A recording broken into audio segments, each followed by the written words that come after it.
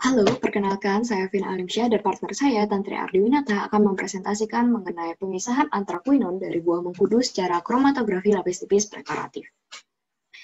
Mengkudu atau Morinda citrifolia merupakan tanaman yang sudah diketahui memiliki banyak manfaat bagi dunia kesehatan. Adapun kandungan dalam buah mengkudu yaitu morindi, asam glutamat, asam ascorbat, antraquinon, glikosida, dan scopoletin. Antraquinon merupakan senyawa yang memiliki warna dari kuning sampai merah jingga. Antraquinon dapat larut dalam senyawa polar dan nonpolar, memiliki titik leleh 286 derajat Celcius, berbentuk kristal, berfungsi sebagai antiinflamasi, anti-malaria, antibakteri, anti-kanker, dan antioksidan. Antraquinon sendiri dapat dihasilkan melalui isolasi bahan alam dan melalui proses sintesis melalui reaksi Diels-Adel dan Friedel-Crafts. Ini merupakan bentuk senyawa dari antraquinon. Teknik yang digunakan untuk mengisolasi senyawa antraquinon dari mengkudu adalah teknik maserasi. Teknik maserasi merupakan proses pengekstraksian simplisia dengan menggunakan pelarut dengan beberapa kali pengocokan ataupun pengadukan pada temperatur kamar. Hal ini cocok digunakan karena tekstur buah mengkudu yang lunak. Keuntungan dari teknik maserasi adalah alat yang digunakan sederhana, biayanya rendah, proses hemat penyari, dan tanpa pemanasan. Dan kekurangannya, waktu yang diperlukan untuk melakukan proses pemaserasi cukup lama, dan proses penyaringannya tidak sempurna karena zat aktif mampu terekstraksi sebesar 50% saja. Setelah dilakukan maserasi, akan dilakukan rotary evaporator pada kisaran suhu 40-50 derajat Celcius, dikarenakan pelarut dapat menguap di bawah titik didihnya sehingga dapat mencegah terjadinya kerusakan senyawa aktif yang terkandung di dalam ekstrak selama proses penyaringan. Kemudian kita menggunakan identifikasi dengan kromatografi lapis tipis preparatif. Prinsip dari kromatografi lapis tipis preparatif sendiri adalah dengan adanya perbedaan daya serap dan daya partisi, serta kelarutan dari komponen kimia yang akan bergerak mengikuti kepolaran eluen, oleh karena daya serap adsorban terhadap komponen kimia tidak sama, sehingga komponen akan bergerak dengan kecepatan yang berbeda, sehingga hal inilah yang akan menyebabkan terjadinya pemisahan. Metode kromatografi lapis tipis preparatif merupakan metode yang sangat simpel dan memerlukan biaya yang murah.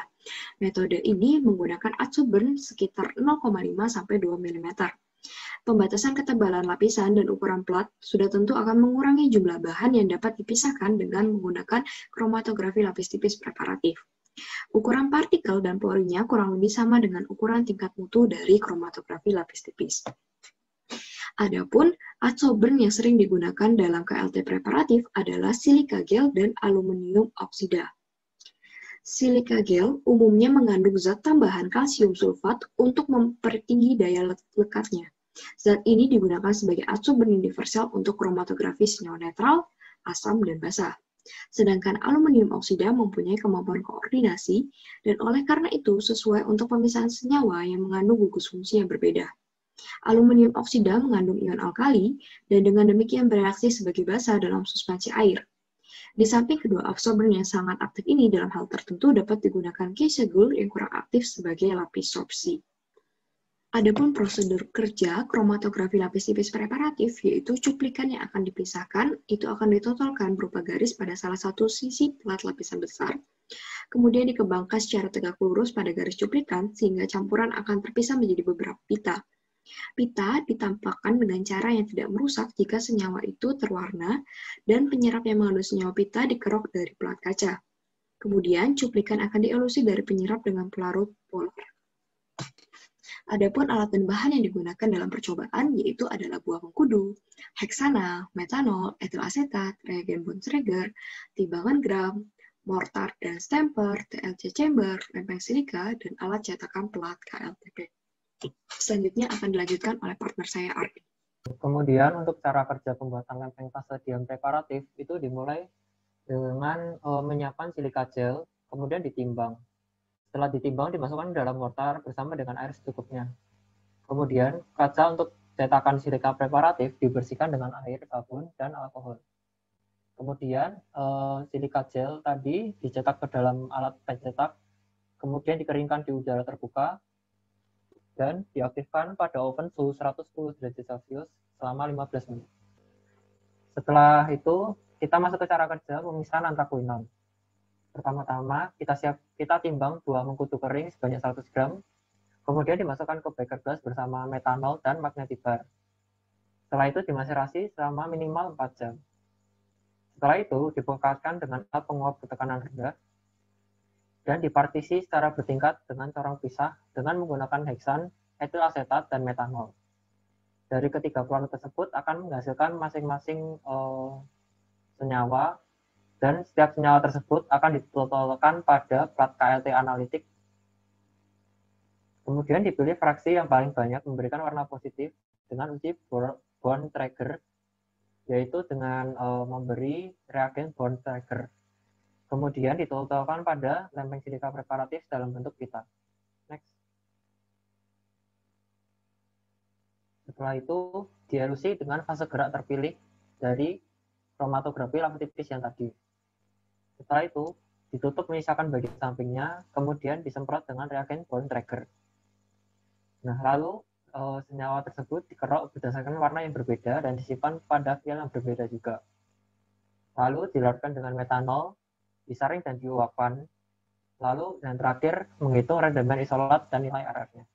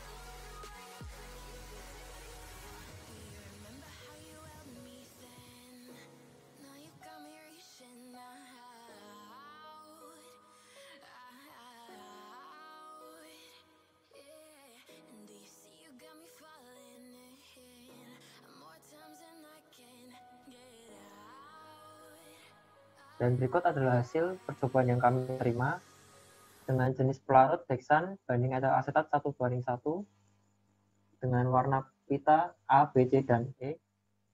Jarak tempuh pelarut 6 cm dan jarak tempuh sampel sekian. Dan ini adalah hasil uji KLT preparatif yang kedua setelah menentukan pelarut. Dan bisa dilihat warna pita yang paling merah atau yang paling terang itu menunjukkan bahwa ada banyak kandungan antrakuinon.